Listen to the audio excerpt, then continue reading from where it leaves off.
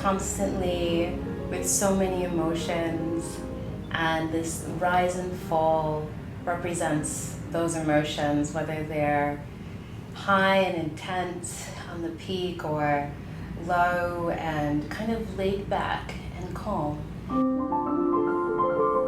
This section of the first movement has a couple of repeated sections, and it reminds me of the thoughts that can sometimes go over and over and over in our heads, almost obsessively.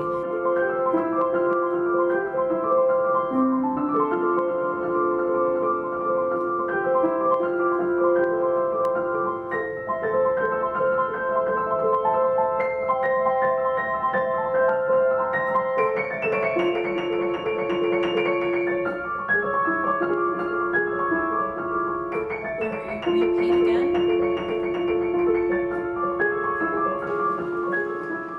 At the end of the first movement, it ends with octaves, and it gets repeated over and over and over again, almost as if there's an impending doom or there's some kind of unsettling thing that is about to happen.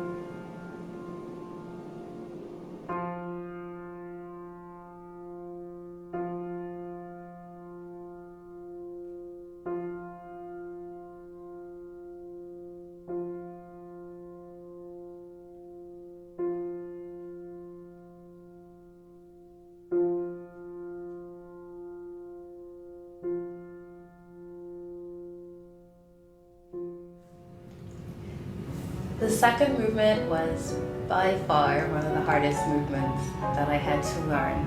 It was so challenging, mainly because of the driving force. It's a little bit different from the first movement, where there's just all of just this emotion and just being. In the second movement, you finally get a sense of direction. And so I liken this to more of a masculine energy, always moving things forward, action, giving. And you see this in this structure from the moment the second movement starts to the end. There's this driving force.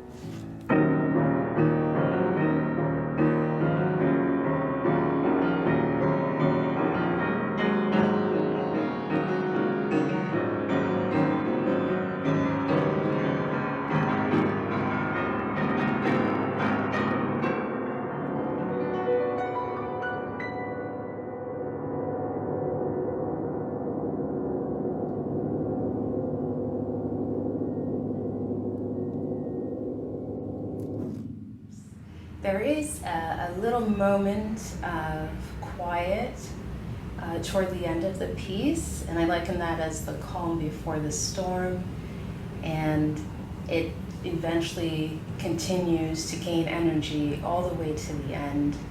And I feel like this energy is fighting. It may be fighting with themselves or fighting with problems out in the world, but always fighting, and there's this big climax at the end of the piece, and this finality that is almost morose sounding, and is very powerful.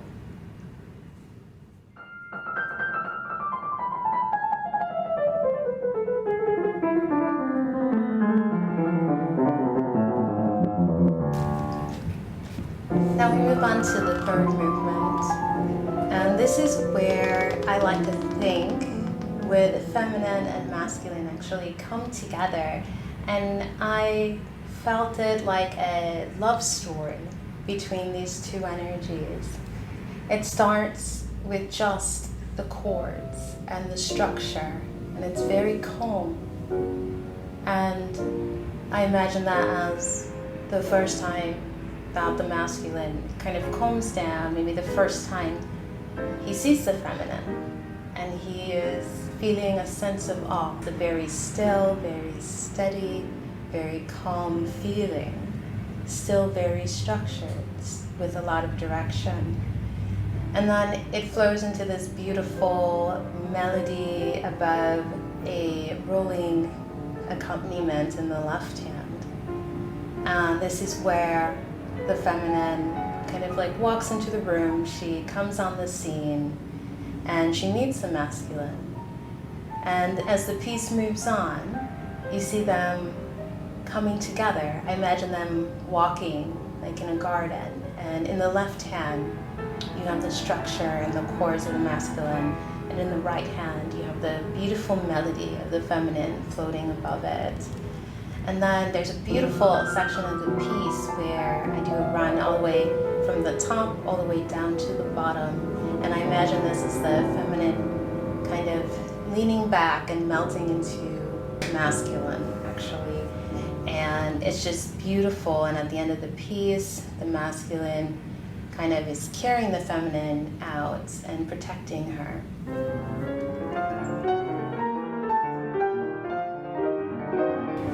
Then we come to the fourth movement, and this is where the masculine and feminine join together and they go out on a mission or just a journey of life. And you have the structure of the masculine again in the melody that's doubled in the left and right hand, and then the flow of the feminine in between, and you see that in the 16th notes. And during the piece, there are moments where they come together in unison, as if in one voice, where they're completely engrossed in each other. And at the end of the piece, there's this final statement, as if saying that they can face anything together in the world, as long as they have that support and as long as they are complementing each other.